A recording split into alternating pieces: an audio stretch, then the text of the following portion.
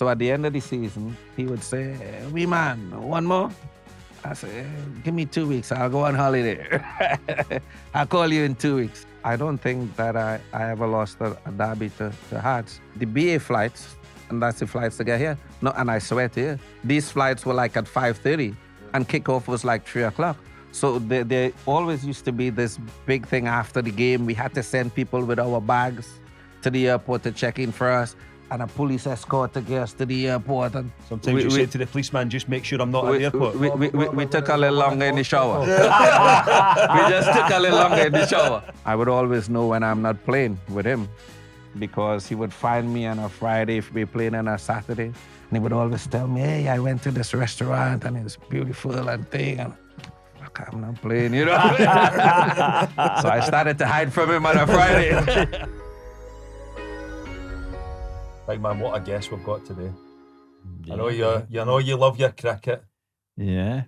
I'm really looking forward to this one. Unfortunately for you, we're going to have to speak about football to start with. You probably try and bring cricket into it. I will at some stage, yeah. But I'm really looking forward to this one. Russell, how you doing? Fantastic. Great to see you. Thank you for having me. Looking forward to a chat as well and reminiscing about old times. How's life right now? Fantastic, mate. A bit greyer. They say football management gets you grey. It's better than this, though. At least you still have it. A bit wrong the middle. Say nothing. Did they not tell you to breathe in when you sat down? But life is good. Life is good. Thank you. What you up to? Assistant manager at the Trinidad and Tobago national team at present, and it's fun working on national teams because you get a bit of time to get the handicap down. So I'm kind of doing the both at the minute. What did you say? You're off of 2. 2 now? Really? 2 like a proper 2? Well, it's not a made up one. Well, we need to know because we might ask you to play in a golf tournament. So what is it? Looking forward to it. So I would say to you, maybe about a year and a half ago, I was playing off a +2. But I have work to do, mate. So what's getting in the way? Golf is suffering. What's getting in the way? What's getting in the way? So I'm off at 2 at the minute. Boydie's off about 2 or 3 now. No, should be. I think I'm down to 10 now. Down to 10. I think. 10 now. Down to 10 now. Yeah. 2 lessons a day. My handicap is under review. It's under review. Yeah. We know what that means. It's under review. It's under review. It's under review. Russell, let's go back to the start. Young boy, where did it all? Football, cricket, obviously as well. Where did it all start from you? I've from a family of dominated by males. You know, so my mom was the youngest girl of 7. So all my uncles, everybody played sport. So ever since I can remember growing up, there was always some type of ball around the house. Football, basketball, cricket, tennis, whatever. And when I got to about the age of 6 or 7, for whatever reason, I seemed to develop a natural knack for using my feet with the football. And then my family just encouraged me all the way from there. So at about roughly 10, 11 years old, there was an ad in the newspapers. They were having a national tournament for under 12s. So my mom took me to the screening, and then I got on the team, and that's where I met a lot of boys who came through that generation. Brian Lara at the time, he was at that screening playing football. We had Shaka Hislop as well. Yeah. And then once it went regional, it was regional, and once it went national, that's when we played against the boys from the other area, and that's when I met Dwight as well. So that was all Trinidad then? So that was all Trinidad, getting a youth team together. So just I'm not going to bring cricket into it, but Trinidad, especially back then, would have been predominantly cricket then. I thought it'd have been a second question. I really did. I didn't think it'd have been a first. But the whole point of it is sort of why football? Because football wouldn't have been the major. So at this time, West Indies was really dominant in cricket. You're correct. So throughout the Caribbean, there would have been cricket all over. But football is the most popular sport in the world, really. So we always had that thing for football, and there was a program called Road to Wembley back in the day. So we would get up at a Saturday morning, Sunday morning, you do your chores, and then you sat in front of the telly like at 10 o'clock. And you watch all the English games. So, from there, the interest was built around the Caribbean So region. was there no league as such, or youth teams to play in? Was it? Yeah, there was always like a national league. But again, cricket was dominant. So there was youth football and youth leagues, but they weren't, they were kind of like community leagues Yeah. or regional leagues as such. There wasn't like a national league to say that you can get a national winner. I think it was more like, if I can remember correctly, if you were from the East, you play in the whatever league is happening in the East, whatever league, and if you're from the South, you play in that. And then eventually they decided they wanted to have a national team at that age group, and that's when the ad came out in the papers to form a national team under 12, and that's where I started. Who was your football team back? Who did you follow back then, and who were your role models? Was it always Celtic? well, we didn't get Scottish football at the time, unfortunately, and Road to Wembley. Norwich, it must have been Norwich. No. Norwich City. No? I'll tell you who it was, mate. It was Tottenham. Was it? It was Tottenham, and that was the team. Glenn Hoddle. That was the team with Hoddle and Gard Crooks, and obviously because of Gard Crooks and Ozzy Adiles, I believe, Ricky Vela, that was that team.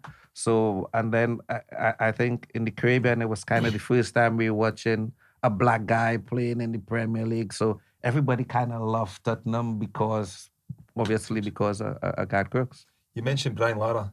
Yeah. So he ended up an unbelievable cricket player. Was it a case that he just wasn't that good at football when he was younger, that he had to go there? No, he was actually pretty good, and he what happened was regionally. You got like, I don't know, a squad of 25 players from all the different regions, which I think was 4 or 5.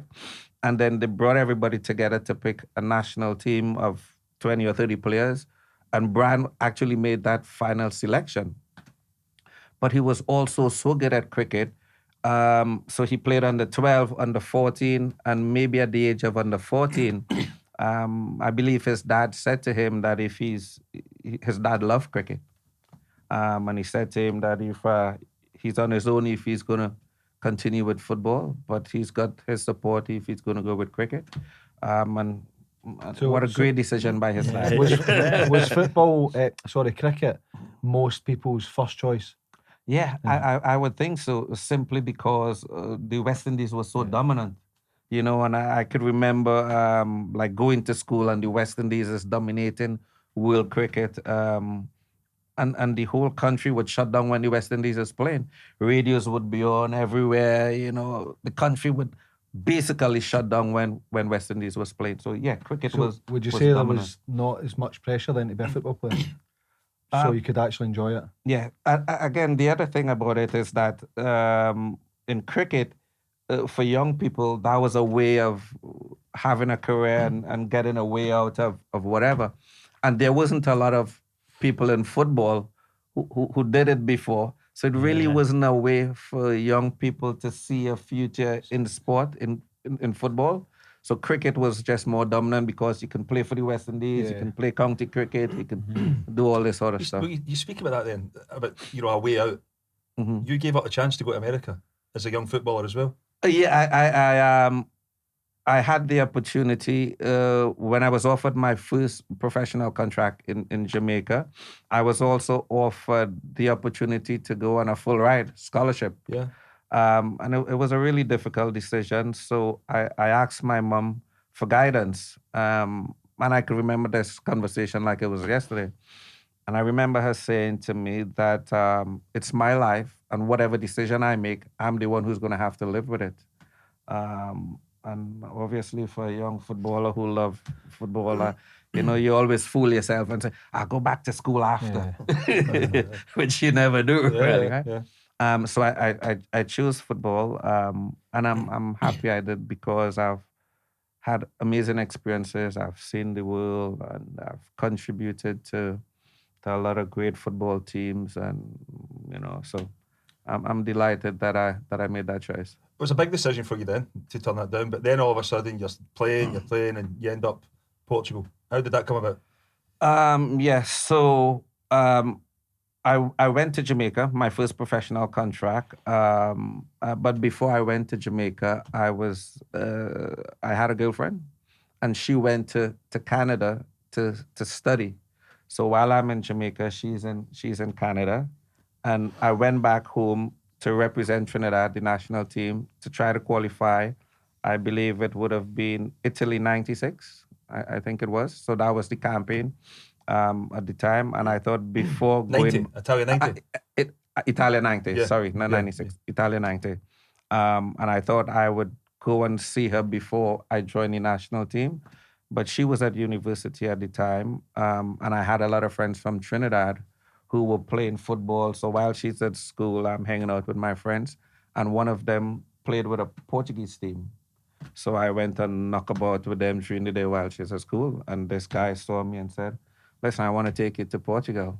Well, you never think these things are going to happen in reality. So you kind of just slipped him your number. And then I'm away to Trinidad with the national team, and we didn't qualify by 1 point, really. If we drew at home, we would have qualified for the World Cup, but we lost 1-0 to the US. But I have to say this as well. Back in the day, it was 2 points for a win. Yeah. If it was 3 points, we would have qualified. So once we didn't qualify, maybe a month or two or whatever after, my phone rang, and it's this guy, and he's saying, hey, I want to take you to Portugal. I'm like, okay. Listen, I'm really busy at the minute, you know what I mean? But I can go with you. So yeah, so he took me to Portugal. He took me straight to the football club, the Porto. Back in this day as well, you only allowed 3 foreigners. Yeah. There were a lot of Brazilians there. There were Branco and Geraldo and Costadinov. A little boy from Trinidad, he wasn't going to gain one of these places as a foreigner. So they sent me to their farm team, a team called Gil Vicente. But then another team called Academica, who probably heard that I was training and whatever, came in with better conditions. So I ended up at Academica for 3.5 seasons or whatever. And then Porto came back and got me with Sir Bobby Robson as manager. Yeah. How was that phone call when you spoke to him? Fantastic, mate. You know what I mean? Fantastic. I can tell you some stories about him because he's such a nice man. Yeah. And then you can figure out once you work with people for some time how they operate, you know. And one of the funny stories, I would always know when I'm not playing with him because he would find me on a Friday if we were playing on a Saturday, and he would always tell me, hey, I went to this restaurant and it's beautiful and thing. And okay, I'm not playing, you know. So I started to hide from him on a Friday. Well, we've all been there. On a Friday before that list comes out, you know, I'm hiding, I'm ducking. But there was some quality players at Porto at that time as well. What a top team, you know. And I was asked a question a few days ago, who was the best player that I played with, and I'm fortunate that I played with some top players, but I have to mention this particular guy because he made such a big impression on me. It's a little guy called Rui Barras. I don't know if you guys would remember. He played and won the European Cup with Juventus, with Platini back in the day. But the thing about Rui was like, I don't know, 5'2", 5'3". He's just this little guy, but he was a little bit tall on yourself. Just a little bit. Big Rui to you. But I tell you what, he was so tenacious, mate. Yeah. You know what I mean? And he was kind of like the best player that I've played with still, I think, in terms of his touch and movement. He would just go and take a touch here, touch there, touch everywhere. And all of a sudden, he's going to pop up on the back post and score a header. And he's like, And you know, and the other story I want to tell about him so you can see the type of guy he was. We were playing one of these European games. I don't know if it's European Cup or Champions League. And he slides into, you know, ball goes into the goalkeeper, Walter Zenga, and he slides into him and he smashes him, right? And they both having a pop at each other. And at half-time, Rui's waiting in the tunnel. He's 5 to 1 side. So he's like 6'6", you know. So it tells you everything about his mentality, you know. 2 league titles as well, though. 2 league titles Yeah. for Porto. Yeah, Must have yeah. been an incredible time, like so early in your career, but an Yeah. incredible time. Absolutely amazing, and you know it's a big club, and it's the city of Porto that you know there's a lot of clubs there, Boa Vista, Salgueiros in the city of Porto, but it's just such an amazing city. The weather is great, and I always say that I really learned the game of football at Porto, the tactical side of it. When I left Trinidad, I was technically a decent player, control it, pass it. But I didn't understand the game inside the game, you know, the tactical side, the chess game, how you play in relation to the ball and that sort of stuff. And I think that's the part of the game that I really learned at Porto. So I enjoyed every single minute I spent there, and it was such a massive learning experience. What position did you play when you were younger, and did that change when you went to Porto? Were you sort of moulded into? So I was always a number 10 because of my technical ability in Trinidad and the teams I played with, Academica and all these teams. They just allowed me to go forward and create. Just give him the ball. You don't have to go that way too much. But then I went to Porto, and their system was completely different. They didn't play with a number 10. They played with a 6 and a 8. So the only way I can get a game is if I transform the way I play to be a 6 and a 8. And Porto back in the day, it was very different because you had to train in your studs, and you had to train in your shin guards, and you had to get stuck in training. So then it taught me so much about being a winner and fighting for a place in the team. And I transformed my game a bit to be one of these 2 midfielders, otherwise I wouldn't play. And again, like you said, it was amazing because I ended up contributing to 2 league championships. Mourinho, he was there as well. Yeah. Villas-Boas as well. Yeah, so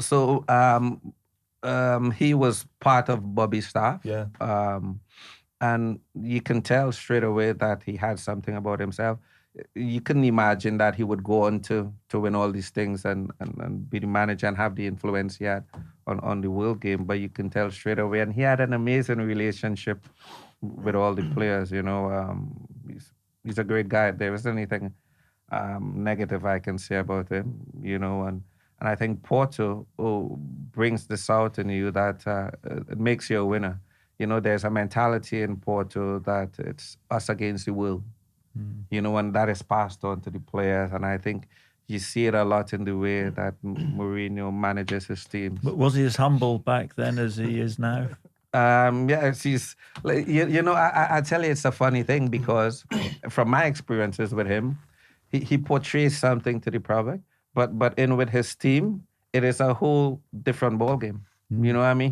He's one of the guys as far as I can remember, but he would throw things out there, and there's things out there you think, but in here, we all together. How much of an influence do you think, looking back now, what, you know, did Sir Bobby Robson have on him? I think everybody who's crossed paths with Sir Bobby Robson, you know, took something from him. He's had a massive influence of the whole city of Porto until today. I think Jose spent a lot of time with him. And he went from Porto to Barcelona with him. So I'm sure 2 years that I spent with him, and I was just a player, I learned so much. So I'm thinking if you're in close quarters with him for 6-7 years, you must have picked up so many things. What made him so good? His knowledge of the game. You know, it was frightening. I could remember games that I'm on the bench and I'm thinking, what is he doing? He's taking off who we're looking at as arguably the best player on the pitch. And then he would take him off with half hour to go, and he would put on somebody else, and that person who would score and win the game. And you go, nah, that's luck, man. That's luck. But you don't get lucky 10 times in a season doing that, you know? So you know it's his knowledge of the game and what he saw that we couldn't see as players. And just amazing. And I think there's another good story about Sir Bobby that I would like to tell. And this is about Andres Villas-Boas. So he was living in Bobby Robson's building. And he was just a kid at the time. I don't remember what age. And he would stick notes when he watched the game under Bobby's door. Kind of going, well, this is what I think about the game. And Bobby would read it. And he goes, well, this kid knows something about the game. So was he part of the No. So he was trying to get a job? No, he's living in his building. Just a fan. Oh, Just amazing. a fan. Porto fan. He absolutely loves the game. Amazing. Yeah. Amazing story, I think it is. And he would, after the game, he know Bobby's living there. I don't know if they would have had interactions before living in the same building or whatever, but he would just write notes about what he thinks, stick it under the door. And then Bobby would read the notes, and then he just It's kind of amazing, isn't it? yeah, this kid knows what he's doing, and then he just took him under his wing and maybe You've sent been- him to do coaching courses and all that sort of That's stuff. amazing. Absolutely amazing You've story. been picked up playing with your mates just a kickabout, and he's been picked up for putting notes under That's the crazy, door. that, isn't it? Yeah. It's unbelievable. But fair play to Sir Bobby Robson as well for So actually. Bobby could have reported him to the police, really. Porto comes to the end. You go to Boa Vista. There's some fantastic players there as well. Jimmy Floyd Hasselbank and people like that. How different was that? And was it more a case of Russell Latapy needs to strike here? He needs to get a regular start performing and kickstart your career. Yeah, I think Boa Vista was a difficult time at the club itself. So there was a manager called Manuel Jose who had a lot of success at Boa Vista, but he was there for like a long time. I don't know, 6, 7, 8 years, whatever. And then he left, and that's when we came in. So in the 2 years I spent at Boa Vista, we had 4 different managers. It was a difficult time that the club was going through. So one of the managers who I played with, a guy called Mario Reyes. There was Filipovic, there was Mario Reyes, James Pacheco, and there was one more manager. Anyway, Mario Reyes, he left to go to another club, and then he made a big push to get me at that club. I believe I was 28, 29 at the time at Boa Vista, and I thought, okay, I always wanted to try football somewhere else. And I thought, if I'm going to leave Boa Vista now, so I went from Porto to Boa Vista, and then I was going to go. I thought, I'll just go and try football somewhere else. So Dwight was at Villa at the time. So I thought, okay, I went to Villa trial. Manager was John Gregory. And he said to Dwight that if he stays at the club, then he would sign me.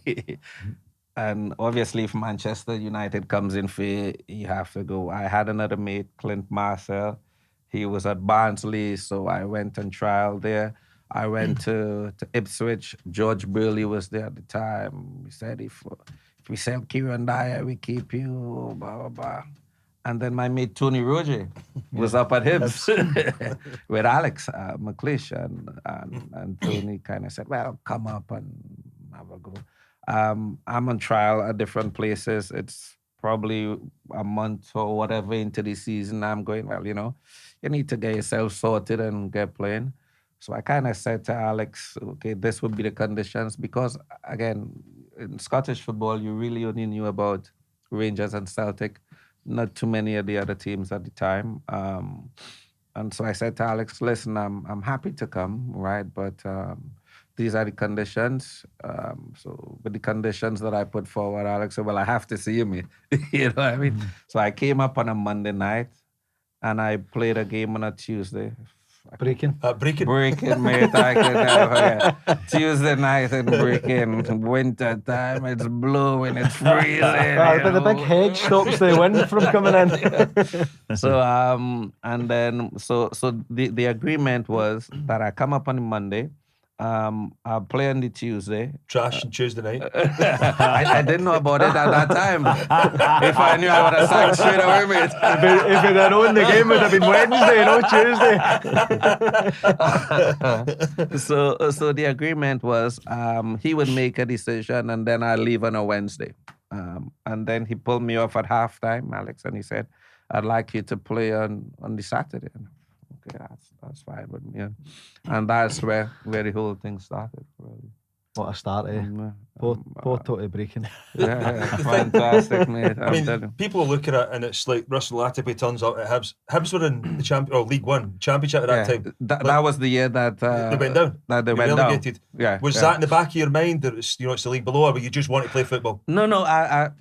I was fortunate again because I played Champions League with Porto. So I knew that at 29, somewhere around there, you're thinking you don't have a lot of time left. Play football and enjoy it, So I just wanted to play football. And then once you get to Hibs and you realize the club that it is, you see the players. And again, I played with boys like Pat McGinley, John Hughes, fantastic boys to be around. You know what I mean? So once you get into the club, you realize, okay, this is a nice place to kind of to finish off your career. And what a city Edinburgh is as well, right? So I was just really happy to be there. And then Alex allowed me to play. So then my football came through, I was always good at going that way and not so good at going that way. Yeah, but that's why people like Pat McGinley and that were there. John O'Neill, some fantastic players we had, mate, There was some highs though, the 6-2, and I think you've spoken about the 3-0 against Hearts as well. Yeah. At that time, you said a stranglehold in the derby. Yeah. And when I look back at things, I don't think that I ever lost a derby to Hearts, and I think I played possibly in 6-7 of them. So that's a really good moment for me as well. So we had a lot of fun. Frank Sosie was there as well. What would you? I mean, a Champions League winner, outstanding player. How was the relationship with him? Like everything else in football, mates. You have really good moments, and there's moments you have disagreements, which is normal in football. So yeah, in general, we had a decent relationship. But I was closer to some of the other boys on the team, and I would do more things with some of the other guys. So I was particularly really close with Mitsu, Patalainen, boys like Matthias Jack, Stuart Lovell, so we would actually socialize together, I don't know if it's a bit different. We had a couple of French players and maybe but how good was he though? Frank was his use of the ball was amazing. His vision of the game was absolutely amazing. And I think Alex used him the right way because I think when he came, he was more looking at him as a midfielder. But then the boys we had played him as a sweeper, didn't he? Played him. Yeah. So then he just trimmed back so we could actually get the ball from the back and pass it out. And then he can pick a pass. You can just make her and then he can just zing it 40, 50 yards at you. So it was pretty easy to play. But you still need the little magician, that little bit of magic at the top end of the pitch. Well, that's where you come in. That's where you come in. Well, I think I was fortunate with Alex, and again after I was very fortunate with Yogi, because Yogi understood that I was just going to go that way.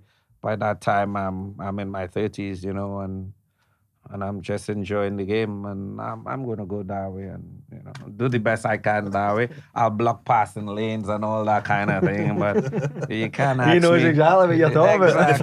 The fake press where you run to someone, just run past them and run past them. Run past them and then turn around. Where is everyone? Yeah, come on, let's rest. Let's rest. Listening to you here, you're still passionate. You still obviously loved your time at Hibs, and rightly so, as you speak about the results in the derby. But do you have any regrets the way it ended? The thing is, I think there's no point in regretting things. I wish I was more experienced at the time to do things differently. It was just a bad decision at the time, and then it wasn't good for the club seeing that we had the cup final. It was the end of my contract, so we were also negotiating an extension of the contract. And at this time, there were interest from Celtic. So I was saying to the club that if you meet me halfway, then I'm more than happy to stay. That didn't happen, and then this incident happened, and then they were happy to part ways, and again, I didn't have a choice. End up at Rangers. And then I'm away with the national team, and my agent called, and he said to me, same conditions that we were negotiating with Celtic, we have these conditions at Rangers. What were they? You needed a Wednesday off every week? After the Tuesday night. And I'm unemployed at this point, and I'm going less, and I'm 33 going on 34 or something at this point. You know, not a lot of times you have the opportunity to go to a big club at that age. So I'm like, straight away, let's get it done, and we did. Who was the manager? It was Dick at the time, Dick Advocaat. How long for? I don't remember how long he was at the club, but I stayed there for a year with him, and then he left, and then Alex came. But it was interesting at the time as well, because I think that season Rangers signed 2 players, Claudio Canigi and myself. And Claudio was older than I was, but he was older. So so they signed 2 players who wasn't 2 quality players. But you were still maturing, obviously. Like fine wine. You were 33, 34, but you were yet to grow up. Is that what I said? Was it a decision between Rangers and Celtic? Or was it No. Celtic? Celtic. I think Celtic was already off the table, because I my expectations at the time as well. I remember the transfer window. I went away. So back in these days, and it's interesting because young footballers wouldn't know about these things. So now we have an international window where all the teams play at this day. Back in the day, in the CONCACAF region, you know, the international window was different. Right? Every week. I've got another game for Trinidad. I need to go back. And the interesting thing is as well, I don't think you ever turned up in time when you were meant to come back either. There was always a delay with the flights. The flight, It was always ash cloud, wasn't it? It was an ash cloud. And So that's the thing, right? So a lot of things that you've been misunderstood throughout your career. No, but it's just how things a lot of times. But it's good that I'm chatting now, because I can clear some things up. So what happened, that the BA flights, and that's the flights to get here. No, and I swear to you, these flights were like at 5:30, and kickoff was like 3:00. So there always used to be this big thing after the game. We had to send people with our bags to the airport to check in for us, and a police escort to get us to the airport. And so it was always a chance of, and then sometimes, you know, depending on what was happening. Sometimes you say to the policeman, just make sure I'm not at the airport. We took a little longer in the shower. We just took a little longer in the shower. What about when it was an early kickoff? No, but you don't have really kickoff. And that's when it's a 3:00 kickoff, because normally in the Caribbean, because of the weather, kickoff is better off at night. That's when you get more supporters coming to the game. You know what I mean? So there was always a little issue in terms of the federation, getting the fans in, getting the players back on a flight. So that all stacks up. Yeah. That all stacks up. Was there any I remember times? at one point, they also had a helicopter waiting for us to get us to the airport. That's how bad it really used to be. To go where though? From the stadium to the airport. Where were you going when you got to the airport? Back to London. Back to London to come to Scotland, you know. Was there always sometimes a delay in London as well? No?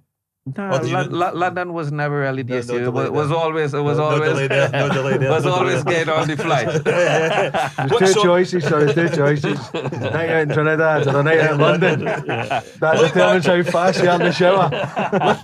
Looking back now at your Rangers career, how would you sum that up? Obviously a Scottish Cup winner. League Cup, signed you, Alec came in. Yeah. Listen, I love, again, you know, I loved every moment. You know, coming to a big club like Rangers at that age was kind of unexpected. So I enjoyed every moment. I wish that I could have contributed more, but we had such an amazing squad as well that you know, you just do the best that you could and contribute as best as you could. Was there any issues with Alex when he came in as manager? Not for me. I don't know if Alex thing, but I was fine. I knew whatever happened at Hibs, and he came in. There was quality players. He had a big squad to choose from, and that was it for me. Listen, I've realized that you don't hold anything, mate. Yeah. Football is too short, and it comes around and goes around. You enjoy it as best as you can, and you do the best that you can. Did your heart sink though when you seen Alex McLeish is going to be the next Rangers manager? No, just no. got on with it. He Just would get on with it. he'd just get on with it as well, I suspect. Yeah, no, Yeah, I just would- give I up would- on it, would- mate, you know. 100%. Alex not Yeah. one for holding grudges Oh, yeah. for me. You leave Yeah. Rangers, you end up Tannadice for the last few games of that season. Yeah. How was that? And then Who was manager then? Ian Dundee McCall. United, Ian McCall. Ian McCall, Ian yeah, McCall. and Tony Duck was Tony there with Duck, him. In all fairness, I don't think that I was at my best for these last couple of months at Dundee United. There was a lot of things happening. We were traveling back and forth and that sort of stuff. So I played a couple games. I thought I did okay, but it was my best. And then at the end of that season, Your old friend comes calling. I actually thought, okay, that's it. I'm retired. I'm just turning 35 or something like that. I'm back to Portugal at the time, and while I'm there, Yogi, I think Yogi and Coily at the time they were doing Falkirk, and I think Coily got something else, and he moved on. So Yogi stayed with the Falkirk job, and he called me, and yeah. Tracked you down on a beach, you said. Tracked you down I on a was beach. in Portugal. Was that a beach in a beach club? Yeah, I was just in Portugal chilling, and I got a phone call. It's Yogi, and again it's Falkirk. And this season, that's when they left Brockville, and they had a season at Stenhousemuir. Yeah. Not the greatest pitch. He's explaining everything like that. I'm going, well, what's the package like? You know what I mean? What's the package like? It's obvious question. It wasn't a great package, but he said to me, but you can coach the second team. I'm like, okay, I'm interested. And that was the carrot that got me back. So you're already that was the trigger then, the coaching. Oh, that's Yeah. interesting. So he said, hey, if money wasn't great, but you can coach the second team. I mean, at that time, at the end of my career there, I'm thinking I'm going to retire. I'm still trying to figure out exactly what direction I'm going to go. And I said, okay, coaching, I'll try that. And when I came, I absolutely love that side of it. You'd 6 years. But before then, you hadn't thought about coaching? Before No, that, I was doing my Right, badges okay. already. Yeah. I had like my B license and my A license, but not my pro license, Right, you know? okay. So I was preparing myself to go in different directions, but I was uncertain exactly what direction I was going to go. And then once he threw that out to me, then I'm like straight away, I'm going to give this a go. But it also allowed me to keep playing because I knew that I still had the ability and the desire to play. But it had to be worth my while. You know, I wasn't going to come and leave a nice beach club, as you say, you know, to be in 6 lovely years, weather. over 166 games for Falkirk. Yeah, and I tell you what the interesting thing is. I played there, I think somewhere around 5 years, but I only signed 1 year deals. Yeah. So at the end of the season, he would say, "Wee man, one more." I say, "Give me 2 weeks, I'll go on holiday. I'll call you in 2 weeks." And in 2 weeks, I go, "Okay, one more." You know. And were you still coaching? Well, Yeah. every day, well, every time. Well, with the U the team, whole yeah. time. So there was quite a few coaches. There was Eddie May, Brian Rice. So I would kind of do Monday, Tuesday kind of thing, Oh, and Wednesday. then and then start to prepare with the first team for Saturday, like kind of on the Thursday, Friday, that kind of thing. So you've more or less said, right, you're looking to, and we all do that, you end up getting to the end of your career and you start looking towards that. Then you end up 2006 World Cup squad as well. Yeah, I mean, crazy. dream. Yeah, and again, I blame Yorke for that as well. So I retired from the national team. Again, I started to play in the national senior team just about 17, somewhere there. So I played for a long time. I've had disagreements, different outlook on the way the team should run and that sort of stuff, as you do, Yeah. right? So I retired from the national team maybe 2 or 3 or 4 times, whatever, during this period. 35 years He- old. he He now. knows what you mean. He knows We're on exactly the what same- you mean. on the same page.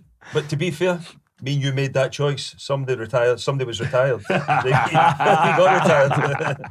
He's not retired yet. Hey, well, So Yorkie at the time, I believe he was at, I don't know if he was at Blackburn. I think he might have been at Blackburn or Sunderland or one of these clubs. So I'm playing at Falkirk, but I'm still living in Glasgow. I'm still living in Newton, so I've got about an hour drive to get to work every day. So every morning I'm on the phone with Yorkie, we're chatting. So he went back. He's the skipper now. He went back on the national team, and we're chatting about the game that he just came back from. And he's saying to me, everything is going fine, but we're missing a little piece of the puzzle. So I can kind of see where he's going with this. You know what I mean? I go, okay, I'll do it for you. You're the skipper, kind of thing. I'll come back. And it's interesting because I actually went to the World Cup playing 6 games. That's the games that I played. So we had 2 games in the final group that if we didn't win them, we couldn't get into the playoffs. So I said, okay, I'll come and play these 2 games, and if we don't win, then that's me retired. So we went back. I scored the equalizer in the first game against Guatemala. We won that game 3-2.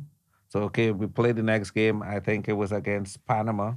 We won 1-0. I think Sturgeon scored. So we've got 2 more games now, right? Again, if we don't win these 2 games, we're not going to get to the playoffs. So then, okay, we go. And we win these 2 games now. So we're into the playoffs now against Bahrain. And then we 1-1 in Trinidad, and then Dennis Lawrence scores in Bahrain. So I came back 6 games, and we qualified for the World Cup. So I remember I had a conversation with Leo Ben Hacker at the time, and I said to him, and I can remember this like yesterday again. I said to him, listen, boss, I'm 36 years old. Everything that football could have given me, I have it. If you wanted to take young players to the World Cup, that's fine with me. I'll come as a fan still, and as a fan you have more fun, mate. As a fan you have more fun. And he said, no, I want to take you to the World Cup. And I suppose being there with Yorkie and Shaq and guys and Marvin. Marvin said it was because of him you qualified. You're top man, I'm telling you. With no knee. No knee. Marvin and Dennis. And a lot of Trinidadian people don't give them the credit because they see the offensive side of the game. They see the Sturgeons.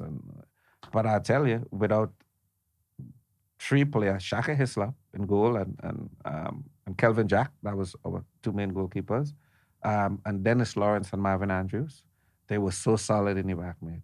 They would win everything in the air, and then we play high up the park. And, I give them so much credit for us qualifying. Shaka's obviously he's been ill. How is he now? He's doing treatment. He's improving. He's hanging in there. He's doing well. That's good. I spent some time with him over the last 2 or 3 weeks in Trinidad, and he's doing well. That's good. So you made the return to Scotland at the weekend there.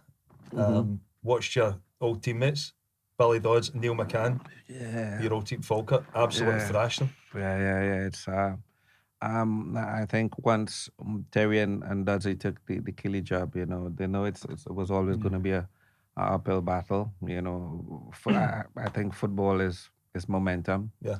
And in some clubs, once they start to do this, it's really hard sometimes to get out of there. And so I think they know what they were getting into. Was Terry mellowed, do you think, as a player, to manager? Does he mellow? Yeah. Listen, I had dinner with him, and he's I think he has. I Really? think he has. Yeah. I think. What do you think? You tell me. Maybe you know something that I don't. We're going to send you a link. We'll send you some links with the wee man. He's an angry man sometimes. Okay. Always, Please send me these links. I'll send you this. I'll send you that. But I've always got on really well with Terry. I've never seen him in a What a player, eh? Top player. Top player. Didn't mind crossing the tackle everything. and training, Yeah. He's got a little something about himself. Yeah. But that's the thing about Scottish football, mate. You have to get stuck in. Yeah. Do you think you spoke about Porto? I know we're going back Porto and having to wear shin pads and studs. That help you then coming here because it is a bit different. Yeah, I mean, I've always been pretty decent in one-on-one situations. So, and then again, when I came to Scotland at Hibs, I was 29 or something. I kind of understood my game. So I would kind of say to whoever, kind of just isolate me with whoever. You know what I mean? Don't come too close to me. Just give me some space. So I think that helped, and I didn't really have to get stuck in too much. I just wanted the ball one on one, and then I was happy to create from there. You've spoken there about your plenty of people, but I think you're two good friends in football. Yogi, one. Yeah, absolutely. And Yorkie, you must have a few stories regarding the two. Start with John. I don't know how much I can say about Yogi that everybody doesn't know. I just know, to me, he's been such a fantastic guy and a fantastic friend, and he's crazy, and he's so much fun to be with. Yeah. You know, there's I think always I read a laugh somewhere- with him. I read somewhere though, it was the Edinburgh derby, the night you spoke about the 3-0 victory. Mhm. The speech he gave in the dressing room that night, incredible. I kind of remember. You know, a lot of things back in the day. You know what I mean? It's sad. Yeah, someone said he went round everybody and make sure, you know, we're back now, make sure, you know, you're performing at a level, don't let this pass you by. And Very, but very, he was a leader. possible. He was yeah, a leader. Yeah. He was a leader. He would lead from the front Yeah. in every possible way, on and off the field. That's just the guy he was. But he probably didn't say anything to me because, you know, it would probably go through one And of one them he through did the other. Well, he actually did say something to you. That's just proof that He would just say, just keep going forward with him and give him the ball. Yeah, but I mean, he's been a teammate, he's been your manager, and then you join him as assistant manager at Inverness, deliver that Scottish Cup. That must have been a proud moment for both of you. Amazing. Now, so when I came to Inverness, he had an apartment on the Black Isle, and we actually lived together for some time before I found myself an apartment. And I think people don't understand how hard of a worker he is. You know what I mean? Sometimes I have to say, let's go and get a round of golf, because he's thinking about football. Listen, 24/7, mate, and it's. I know that's what you need to do to have success, but I think sometimes it's unhealthy. You need a wee break. You know, he would get up first thing in the morning and he's talking about all these statics. Before we go to bed, he's still going on about, you know, you've got this salt shaker and all of that, and he's doing tactics. Okay, well, that's what. How about a little 9 holes? You know what I mean? What's Dwight like to work with? And because we all know what a great player he was. What type of manager is he? The players love him. The players love him because he allows them to be themselves. I'm a little old school, you know. I think there's a line, and maybe because of who I was as a player as well. I think it's amazing though, isn't it, how when players play, they become coaches, managers, and they do the opposite. Opposite from what they done in their career. Speak about basically. Yogi. Yeah. No nonsense, centre back. Yeah. Aggressive, Attacker. smashing, and then they play. Once they play, let's play. Yeah. And you're saying And old school discipline. Yeah, and that's why I think there's a line that you need to cross. And I think modern players are a bit soft and a bit different to what we grew up with. So you give curfews out now then? You're the one who gives the curfews. Yeah, I'm the one who wants things to be a certain way. But the curfews are 10 o'clock back in the day. It's 10 o'clock the next morning for Russell. No, I actually He's a change don't man. think, I don't think young players, a lot of them, and I'm not trying to be too rough or whatever on them, but I think one of the things in coaching is that you have to look at your squad and understand exactly what they're capable of, and then you adjust things based on that. I think in our team, there's a lot of our players, and it's because of our culture, they need lines, they need structure, they need discipline, and that helps us to be better. So I'm kind of Do you strict think on that. if you had that, would you have been better? I don't know if better is the word, right? And I'm saying this because there are different phases we all go through in our careers. So one of the phases that I went through is that I lived a certain way, and at one point you kind of go, well, okay, let's try and do things differently. Let's sleep early. Let's do this. Let's get to the gym. In reality, I didn't see a difference. I think it held me back a little bit because I wasn't free. That's me. And Because you're thinking about it all the time. All the time, I need to I'm do trying this, and if to, I don't right? do this, it's not going to be good for me. I thought for me, I was better when I was more comfortable in my mind. Again, you know, and I want to say this, you don't play until 40 at the highest level if you're not disciplined and doing things a certain way, you know. And I played until I was 40 at the highest level. Right. You know, I just didn't do it the German way, which regimented. You know what I mean? But I would look after myself. So from a Wednesday, Thursday, I'm looking after myself. Maybe after the game, if we get a good result and things go well, you enjoy that bit of it. But then come a Tuesday, you focus again on what's happening on the weekend. You know. Well, Chris has asked you about Dwight Yorke and football, and he's went serious. Never mind that. He must have been good in the night out. Listen, Caribbean boys understand how to enjoy their lives, right? So yes, we've had some fantastic moments on and off the pitch. Who was the ringleader? We both were. You know, it just depends on what was happening at the time. You know, again, it's everybody has periods where they're flying. You know what I mean? When you're flying and confidence, and we say this to young players, confidence is a hell of a thing, mate, in every aspect of life, you know? He was some player as well.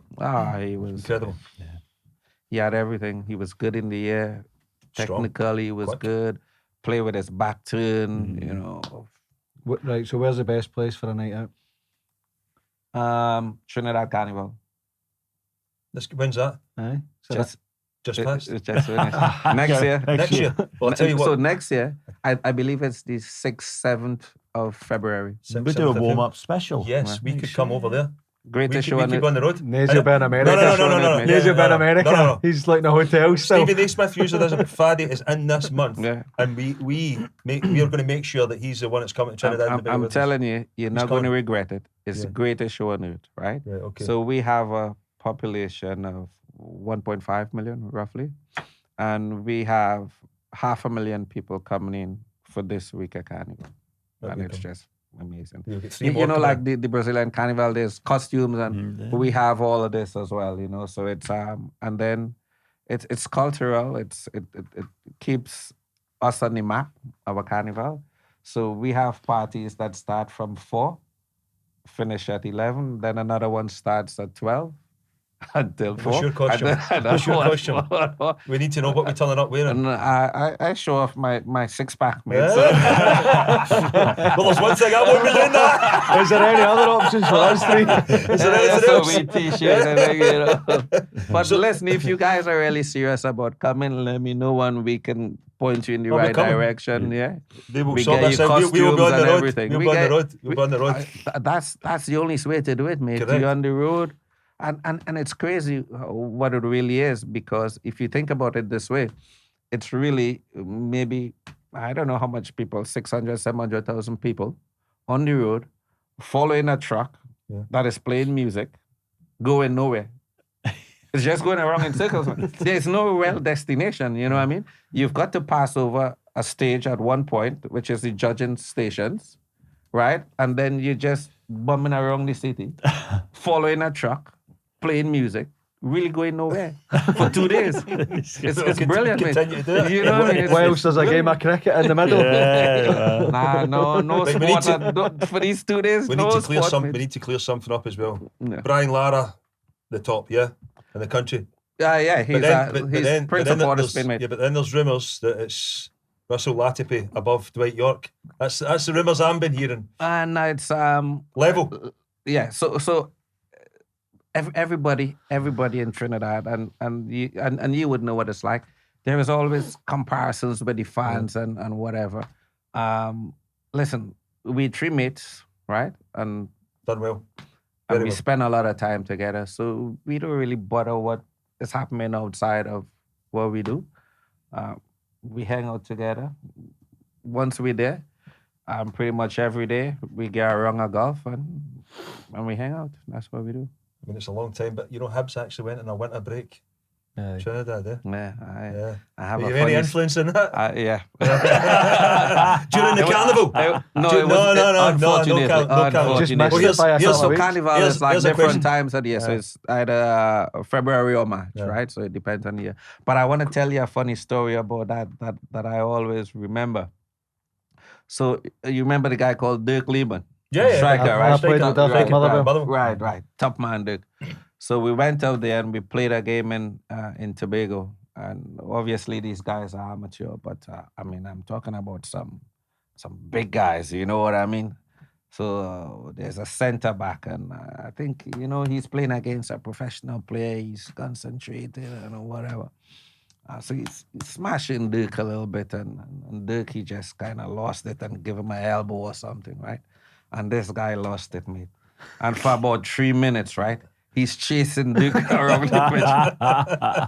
Dirk is dodging him everywhere. Everybody's trying to grab onto this guy, right? I'm telling you, for about 3 minutes, this guy is chasing Dirk everywhere. He's running in and out, fans off the field back on. It was the funniest thing you would ever see. Maybe his manager told him to man mark him. Well, here we go. 2027. Would you give up the carnival for a job in Scotland? Absolutely. Yeah. Absolutely. Would that be a dream to manage one of the teams in Scotland? Yeah. Again, I'm working with Yogi now, but I managed the national team of Trinidad in 2009. I managed the national team of Barbados. So I left Barbados pretty much because my wife had a bit of a health issue.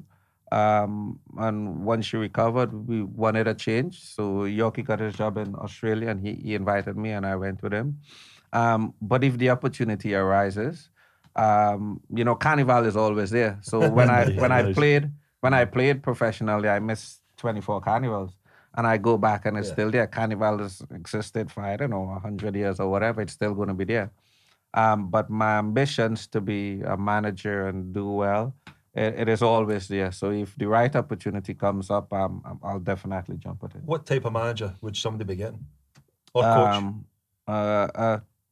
A guy who wants to play football. And I want to say this. I think one of the strengths that I've shown so far is developing young players, So again, when I took over the team in 2009 in Trinidad, there was a lot of boys who I played with who were still playing, who were into the 30s. So I needed to make a shift and breed new players in. And some of the players that I brought in at the time were the mainstay in Trinidad football for the last 12 years, 15 years, Some of these boys, they've gone on to have amazing careers. They've won the MLS and that sort of stuff. So that is one of the things that I'm really interested in and that I've worked on really hard. So you're going to get a manager who wants to bring young players through, but you're also going to get a manager who wants to play football and is going to make money for the club. Well, we've got this mapped out then. You've got Askew going to Celtic. Faddy, take the wee man Russell into Motherwell. Motherwell is doing amazing at the time. Same style of play there. Young boys coming through. Are you ready for Champions League qualifiers? Or? Absolutely, mate. Absolutely. And that's the thing. I've managed World Cup qualifying games. I've managed big games before. I've managed Trinidad. So it was funny until maybe 5 years ago that the best result we ever got in Mexico was a 2-1 loss, right? But we played really, really well against Mexico in the Azteca. And it's really hard for some of our young players because you go to the Azteca and it's 70, 80, 90,000 people. our boys in our local league home, they're playing in front 500 people, 1,000 people, and and you take them to a stadium like this. You guys know what it's like. It's terrifying for some of these young players. Yeah, you know. How do you get that point across then? The belief, to give them from that environment to go and put on performances, to go and get results. Trust what you do in training. Yeah. And that's the thing. Trust in your ability, trust what we're doing, believe in it, and try to do it. And if there's any changes, then the technical staff make these changes, And I think once you get that over, and you get the boys to believe really in what they're doing, and if they think that it can win, then it makes a big difference. Well, that was amazing. For part 1 in Glasgow, that was amazing. Part 2, Russell Latapy will be at the Carnival 2027. We're looking forward to it. Fantastic. Russell, thank you very much for that. Brilliant. Thanks, Cheers, guys. Thanks for having Thank me. you. Enjoyed it thoroughly. Brilliant. Remember to like and subscribe and never miss an episode of The Warm Up.